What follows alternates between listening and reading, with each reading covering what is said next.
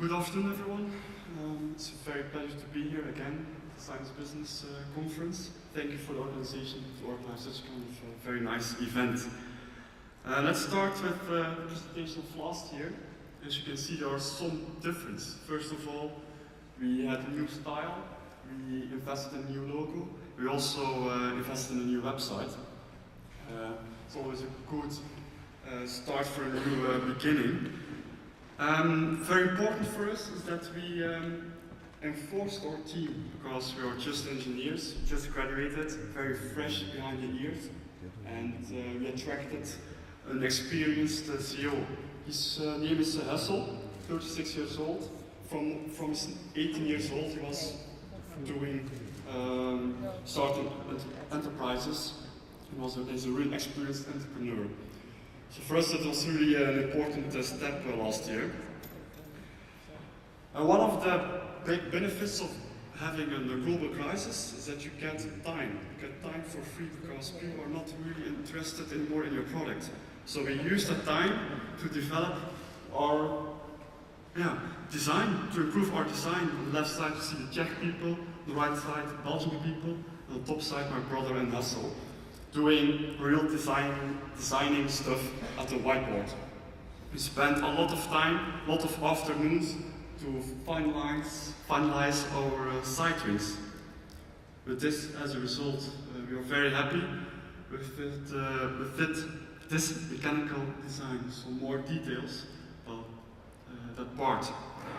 In the meanwhile, we also signed a contract with our manufacturing company.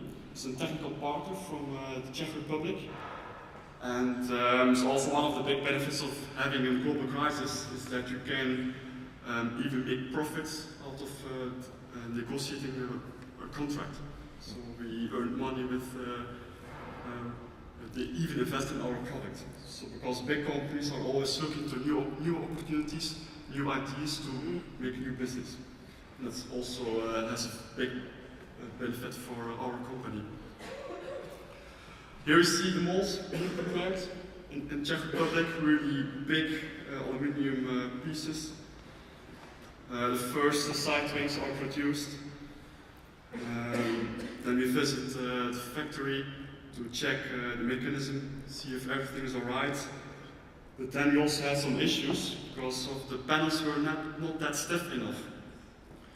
And our technical part was very pragmatic in solving that problem. They just ask a woman to stand on the panels to check if we fit the requirements at this moment. And we do. We also tried the 100 kilogram man to see if the fractions are within the limits. And it's also a very important part of us because they want that our project is succeeding. So they're really investing extra, working through the weekends to help solving our problems. Also looking at the paint quality because the sides of the looks of your product should be perfect.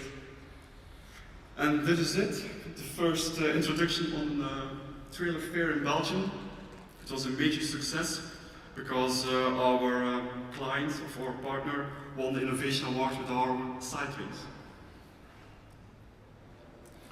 Today we are mounting our first batch of side wings on several clients. As you can see, TNT. We're also doing pilot tests together with DHL, GTIP, just to test our product during operational activities. So far so good, but we still have some problems that we encounter. One of the first problems is that new developments, like the boat on the left side, is not allowed on the road at this moment because of the European regulations. Today we are still working hard together with European policymakers to change the European regulations to allow aerodynamic solutions on trailers. Because a boat will save 7.5% and it's really criminal not to allow them on the road.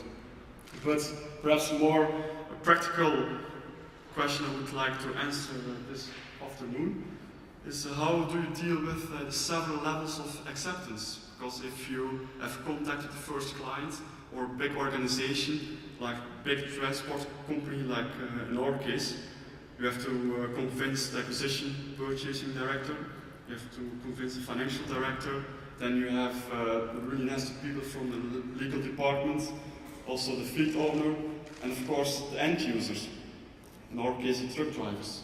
So to be precise, is there a certain model or way to tackle all this kind of people? Because they have a certain behavior, they have certain characteristics, and they're working very slowly. So that's my issue for today. A very easy question, obviously. And is there a particular order? Anybody, the experts, anyone want to tackle this? Want to stick your neck out and take a jump at any one of these? I'm sure a lot of you, if you'd love to take a jump at a lawyer, but aside from that. Yes, Mark? And maybe for my Unilever days, there's only in the end one guy who decides. So I think to pinpoint that person, clearly the other will influence, and you will have to go to the technical guys to develop, to convince them on the technical side. Clearly you have to talk to legal people, but in the end there's one person who decides. So try to find out who that is. Yeah, I think that you are one way ahead. Probably that's the purchasing acquisition director. Depends on the strategy of the company. What are the priorities in the company at that time also? Is it about cost saving or is it something else? Depends also on the strategy. I was just going to say that clearly you've made a progress during the year, moving from design through a product and looking at your first commercialization. And I guess the question I would ask is, having brought in your CEO, does your CEO have those, the commercial contacts and the skills, and can you actually get other advisors to help you actually make that key sale decision? So is the team now sufficient, or do you actually need to build it up? Our CEO is not from the transport sector, so that's one lack in our team. But together with our university, we installed a working group. It's called Platform for Airline Road Transport. And in that platform, we all kind of people from the sector, for instance, tractor builders, transport companies, are coming together to discuss aerodynamic solutions for trucks. And we're also part of that working group. So we kind of installed a network around us with that working group. Okay. Is this one working? Yeah. I would say you have to start answering your question with the fleet manager or the owner. Unless you have a champion within the company that's buying, you won't overcome all the other barriers. And if you start with the people who are maybe interested about saving money, like the financial controller, or signing contracts at the legal department, or indeed the truck driver who probably just turns the wheel, you'll get nowhere. So start with fleet managers and owners. Yeah, I think just to expand on that, there are a number of models for approaching large companies like this, and Milheim and others, and many others that we all know about. But the key point is that there's going to be one decision maker, there's going to be a number of people who will influence the decision, and there'll probably be several people who will block the decision. But to try and understand who they are, and get at those individuals in an appropriate way. Just one quick additional comment about regulatory hurdles. Of course, the advantage is they create barriers to entry as well, which may well make it more attractive for investors and partners once you've achieved those. So I agree with the guys here that the highest regulatory hurdles are therapeutics. You also get them with medical devices, and pretty much in your situation, I think that if you can overcome them, you have a good opportunity to create hurdles to other competitors. Just to make it clear, the side wings are legal, you can mount on every truck, but the next developments like boat tails and step boat tails are just out of the legal box, let's say. Well, thank you very much, no problem. and we wish you all success. One more question? Well, maybe a final remark, because one of the problems is with your specific hurdle, is that you probably are going to be trapped into negotiating about physics, and then probably you have to make sure that you can't negotiate about aerodynamics.